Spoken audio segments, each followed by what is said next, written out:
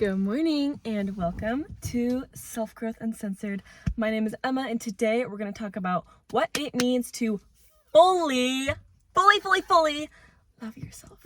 Okay, so it's very easy to love yourself when you are highlighting your positive qualities. When you can say to yourself, I'm such a positive person, I'm kind, I'm beautiful, I'm communicative, all of the wonderful, beautiful aspects of you.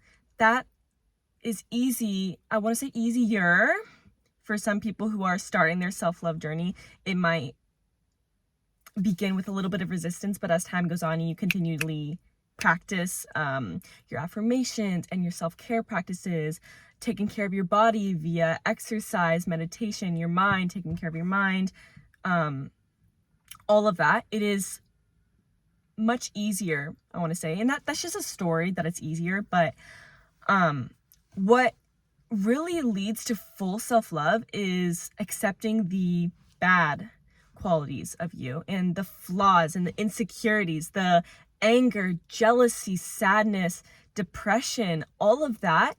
Having those negative emotions be able to flow through you allows them to eventually exit. And this is, I want to say, it's like the biggest part of self-love and the really honestly the turning point in my own journey. I spent years being able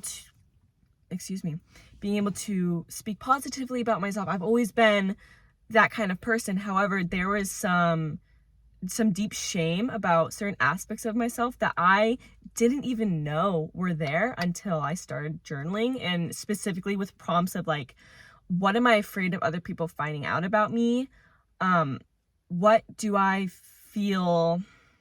What emotion do I avoid? That was also a good one. For me, it was mostly like anxiety. Like, I hate the feeling of anxiety because I went through a period of my life where I couldn't get out of bed because I was so anxious, and I was so afraid to be away from other people. Like, I couldn't be away from my mom for even like 10 minutes or I'd have like a full-blown panic attack. That was really hard for me. And from that, instead of seeing myself as being strong and brave for going through that, it went down into, no, I'm weak and I'm not individuated enough because of that.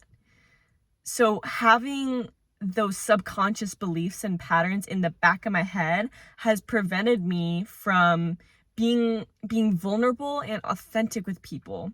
Sometimes I feel like I have to always be my energetic, bubbly, optimistic self, but that's only half of who I am.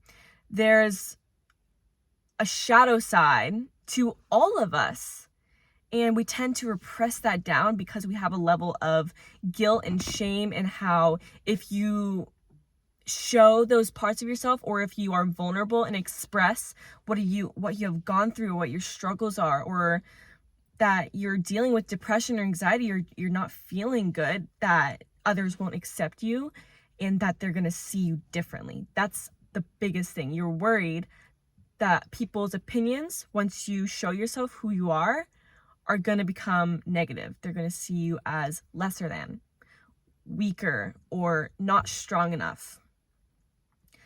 But the truth about your flaws, your insecurities, is that they do not make you weaker, they make you stronger.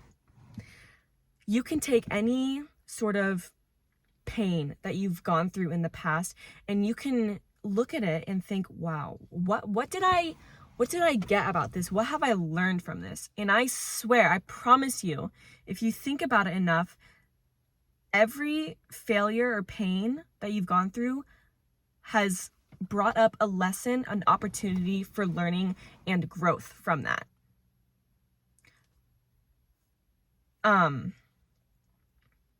What was the one? I just completely lost my train of thought.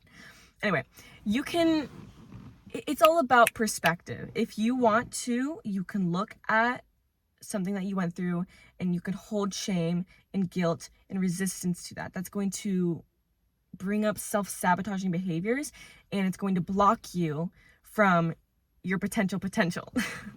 Whereas on the other side of the spectrum, if you can allow those feelings to resurface. And it's scary. I know it's a little scary to invite those feelings to come up, but I don't know, I kind of thought of it like what is a good for like a pimple. I guess that's okay. Like, it has to come up in order to get better. For your feelings and your emotions buried, they're not, by bringing them up, there's a level of fear that if I bring it up, then it's going to stay. But just like all things in life, the bad cannot stay.